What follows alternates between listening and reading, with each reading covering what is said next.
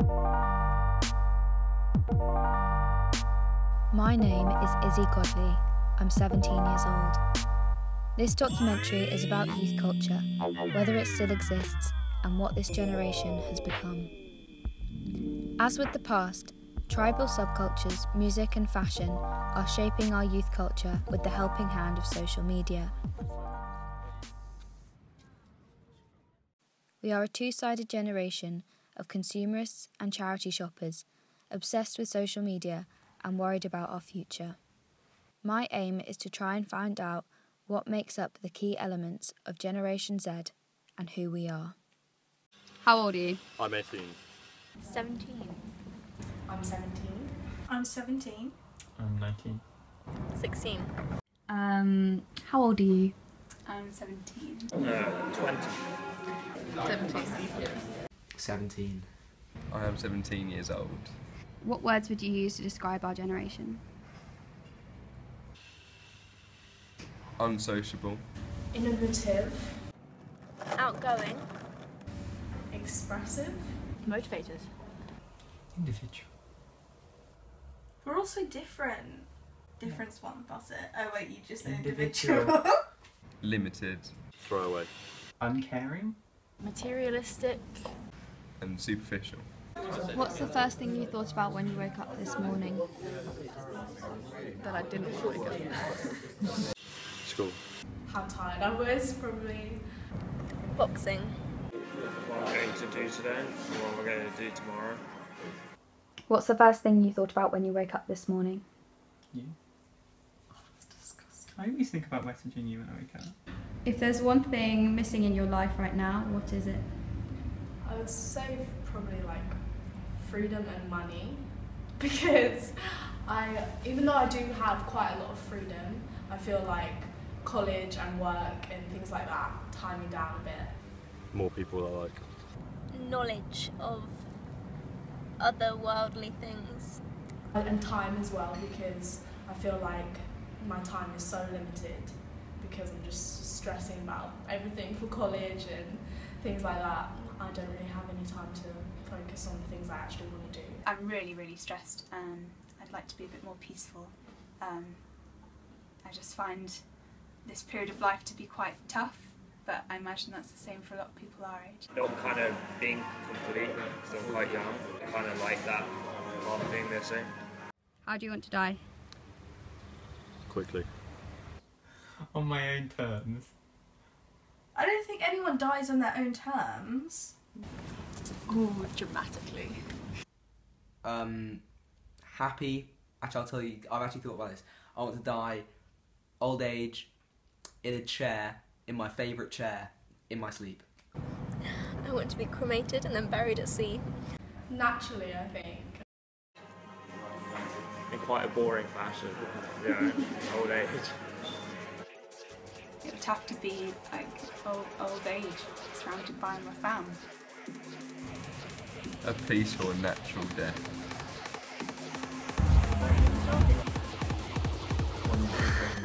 Having fun.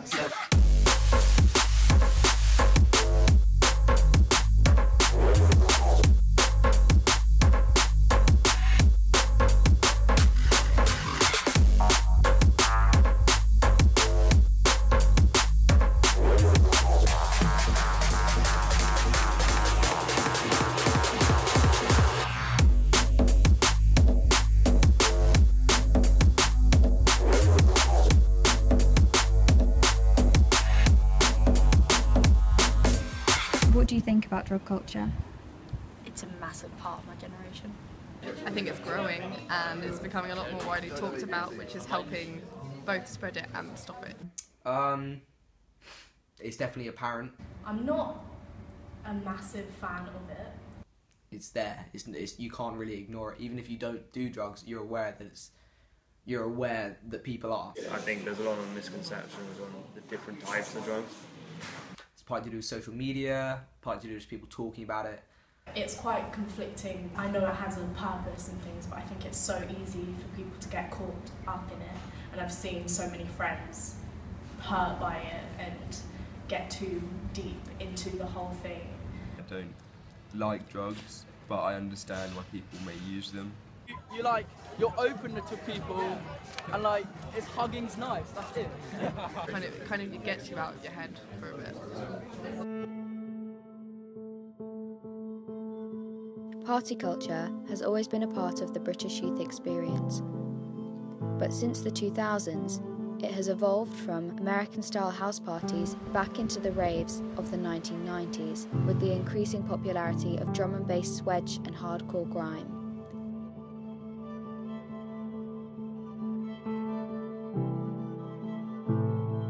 A new type of music festival has emerged as the love child of 1990s acid house raves and grimy drum and bass. Typically, these festivals, such as Boomtown and NAS, have a reputation for drug abuse. How common is it to see drugs at parties? Oh, very. So bad we haven't even gone in yet. Can I say the same man? It looks really cool. So common. Every party you go to, there'll be at least one person on drugs.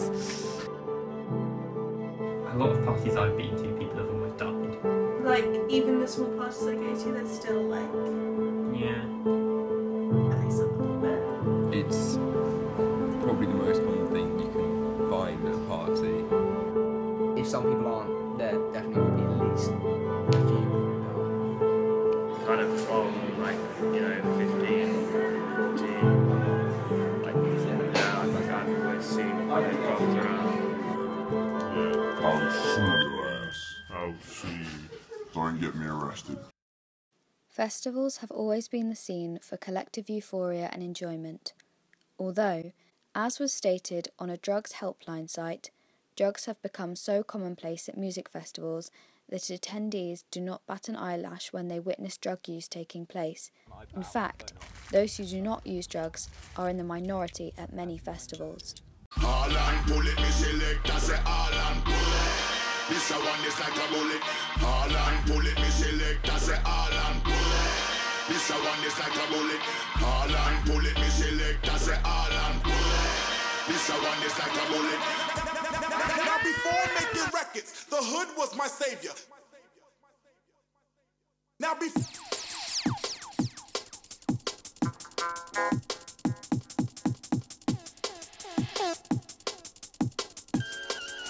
Before making records, peace to all the real DJs out there. As seen in the past, drugs are taking over the scene and alcohol is being pushed aside.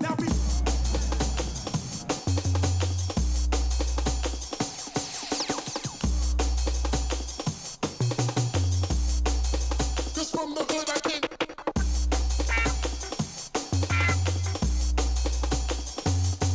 Class A drugs like MDMA and ketamine have remained at the top within the rave-style subculture, and slowly, pharmaceutical drugs such as nitrous oxide and Xanax have become all the rage. All these drugs are dopamine-inducing and cause the taker to feel euphoric and happy. With the subculture's growing popularity, how much does this reflect how we are really feeling? In some instances, we are known as the dopamine generation because of the amount of dopamine rushes we receive daily from getting likes and comments on social media. The desire for happiness has always been evident in party culture, but this increase in young people becoming involved in euphoric drugs could demonstrate that we seek more than we get from everyday life.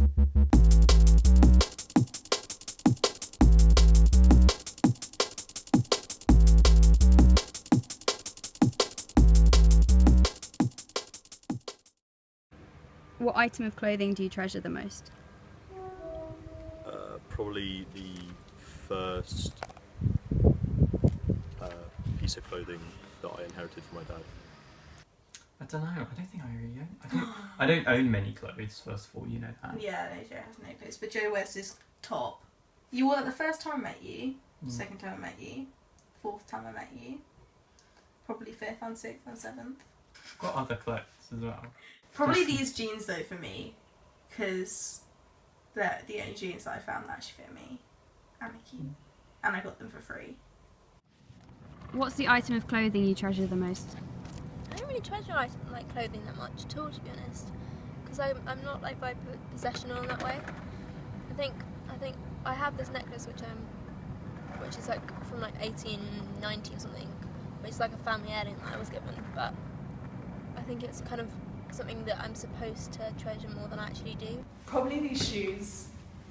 I love these to pieces. They're my Skepta Nikes, and they're just so beautiful. I really treasure my jewelry, like my little necklace here,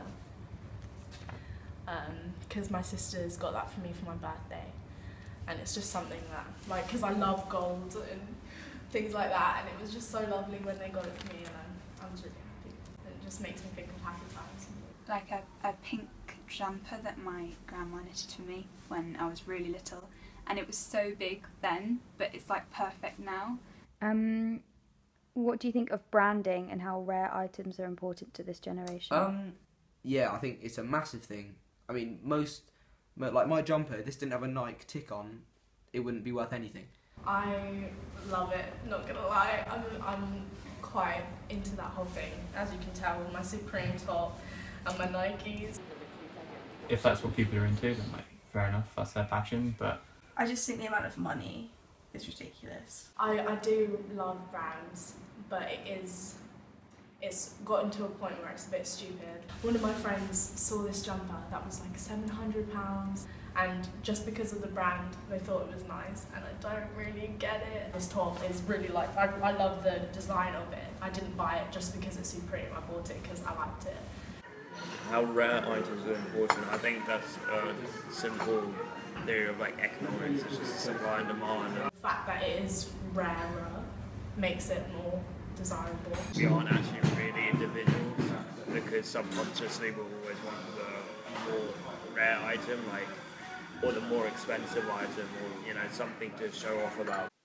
Boot sale apps such as Depop and Shpock have revolutionised the way that we shop. They allow you to search for specific pieces and brands to pick out the most on-trend and rare items. What is Depop?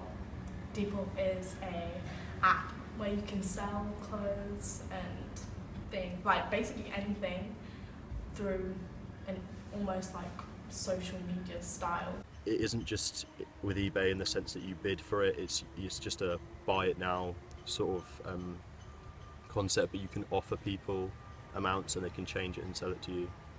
And I think it's just part of our consumeristic culture that a lot of people will buy brand new items, but not from retailers, from other people. It's kind of like Instagram but for clothes. I think it's a really good platform for us as young people. Not only is it buying clothes, it's also showing them in a certain way, like in a more artsy way, I guess. Like, it's become a thing that people do to create money but also create looks. Like, it's more creative than just, oh, does anyone want this t-shirt? It's more than that. Street style brands Palace and Supreme have dominated the youth fashion world, along with Patta, Carhartt and Thrasher. They grew from the skate scene, and they're easy to find on Depop due to the scarcity of each drop.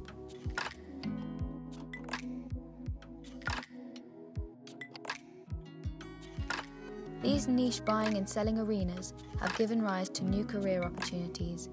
Proxy is the term used for someone who resells drops from streetwear brands, especially using apps like Depop. Due to the dramatic gap in supply and demand, these kids are able to sell on things that could have a retail price of £150 for thousands. The high street has dominated the youth look for the last 10 years, but, as with the 1980s, the high street is slowly becoming more redundant. This new wave is all about being individual and having a style like no one else. How have sites like Depop changed the way that young people shop? It's more ethical, actually. I think it's more ethical in the way that it's kind of like second-hand clothing. Like, it literally is second-hand clothing. Makes it so much easier. Like, the amount of packages I get a day from just like online shops is amazing, and I don't have to get out of my bed. Makes it way too easy to spend money though. That's an issue. How much do you think I've spent recently? Like, I was sending Joe screenshots of all my orders from the past like week, and I think there was 18 orders from like 2 days. Has the high street become redundant? Ooh. Everyone would say that the high street is dead, but I don't see it that way because Depop is expensive. A lot of the items on Depop can run you a lot of money, especially if you're shopping for brands like Palace or Supreme.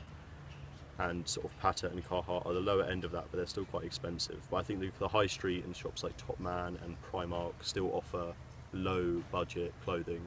The internet, it's like putting everything in one place. So you like, I don't know if that makes any sense. It's so easy to get everything online. Yeah. Like you can, because when you go into town, you have to go to different shops to buy different things, but you Whereas can literally just, literally like, click. open a new tab and have whatever you want. I don't know, the only thing which I probably like, I now buy like actually in shop is like a shoe or something, and even then like for a lot of things I'm probably just going to go in a shop, try on a shoe, and then if it fits I'll buy it online because you can buy it so much cheaper. Going to town, I never really find anything that I want to buy unless it's like trainers in JD or something. But I think it's a lot easier for young people because everyone's style is trying to be different, and now it's a lot easier to buy things online and through apps like Depop. What do you think about the way that social media is used for advertising? I think it's the #1 form of advertisement at the moment. With the whole body image and things like that, it can really get you down and make you feel depressed.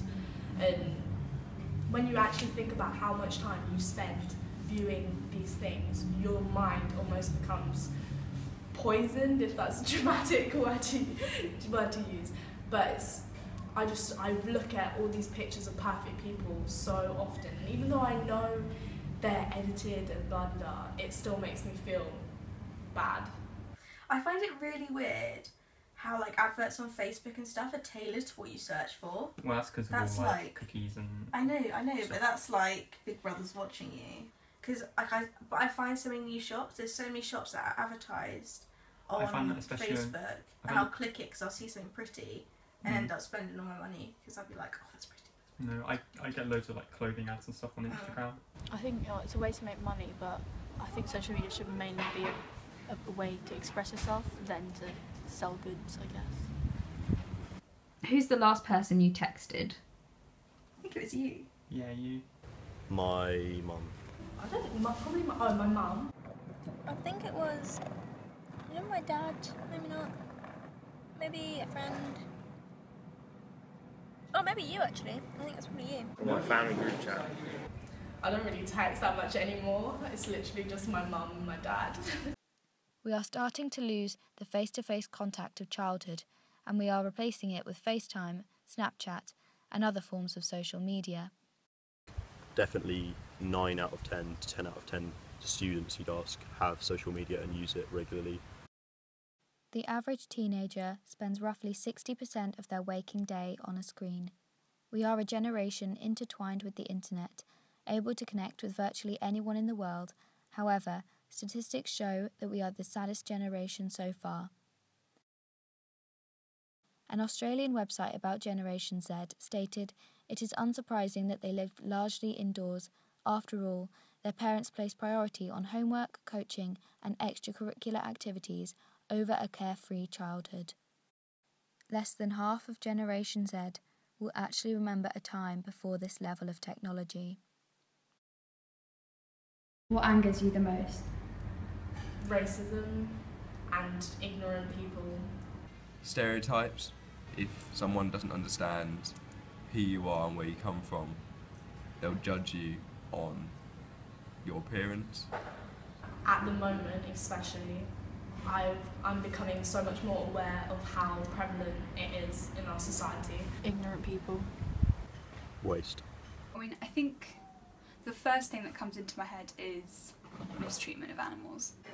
People like around my age not really living up to their potential, kind of just doing the whole, I'm in education, I only have to be in education, I don't have to think anywhere past my education. How do you think people see our generation? I think elderly people view our generation as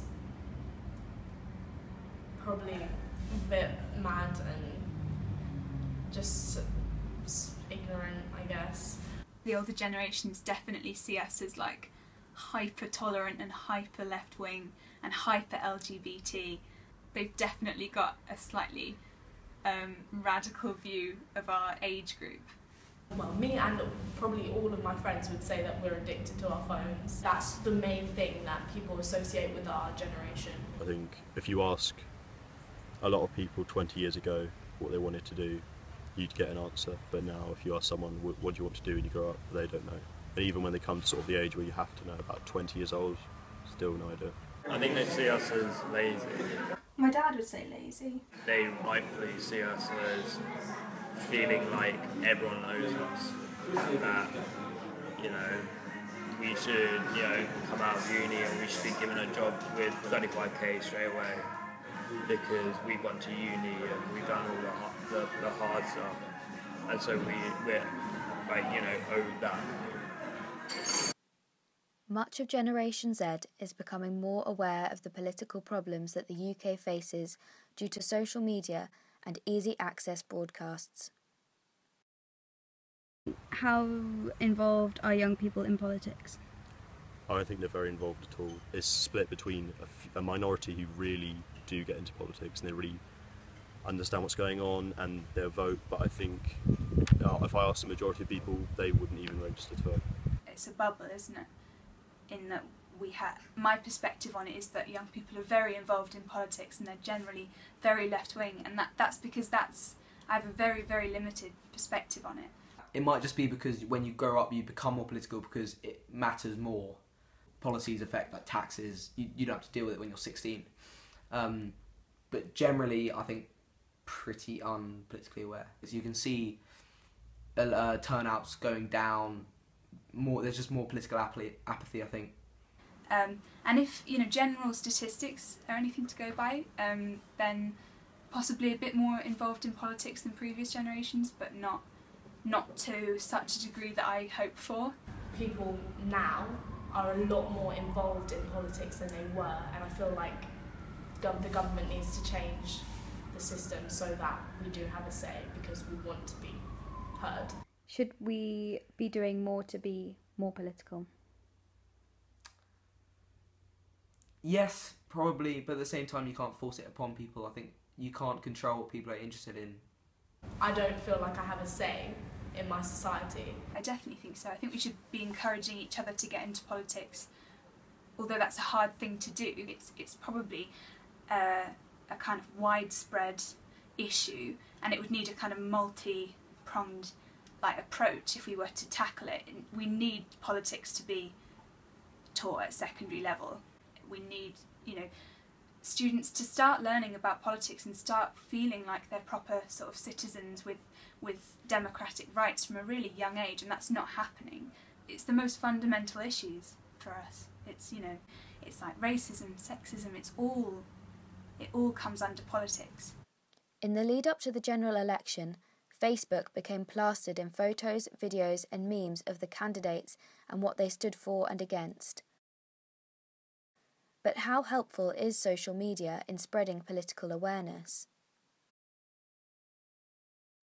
How do you think social media has changed the way that young people think about politics?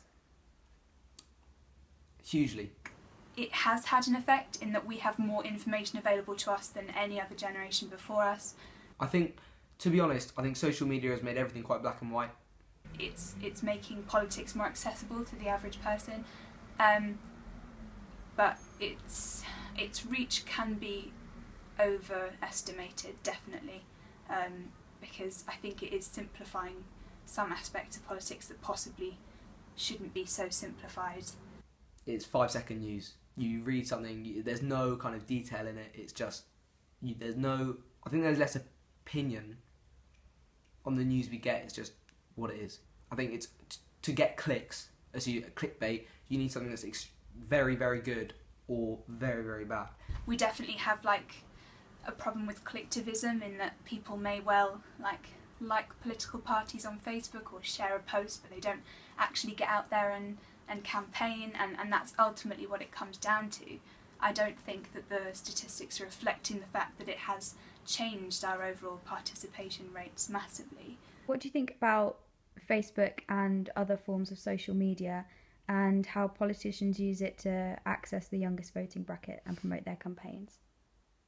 I mean, parties are using it more widely every year. Almost every person in our generation will have a social media site of some sort, and that inevitably means more exposure to political posts and politicians and opinions. If something goes viral, if you can get something to go viral, it can be accessed by more people than it would ever be on TV or in a newspaper. So I mean, it's if you can grasp that market, then it's perfect. It's so widely viewed, it would not make sense if they didn't utilise that. It would be harder to gain as much of an audience through anything else. I mean, it is like a new wave of politics, isn't it? The kind of politics on the internet.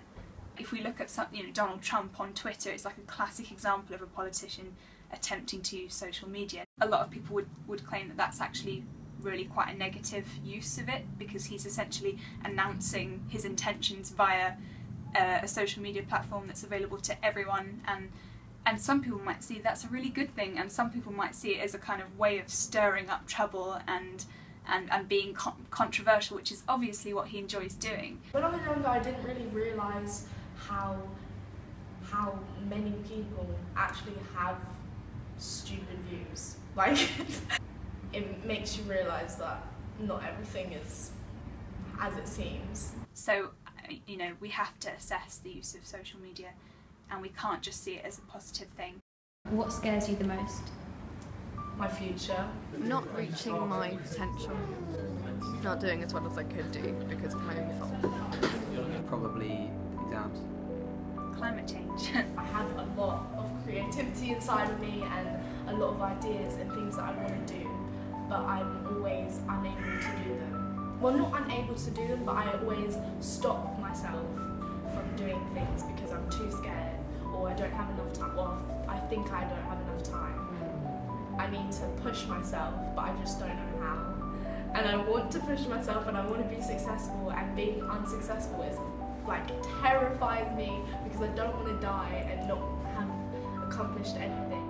It's becoming evident with the post-Thatcherite ideology that not everyone needs to go to university, and in most cases, people don't need it for their careers.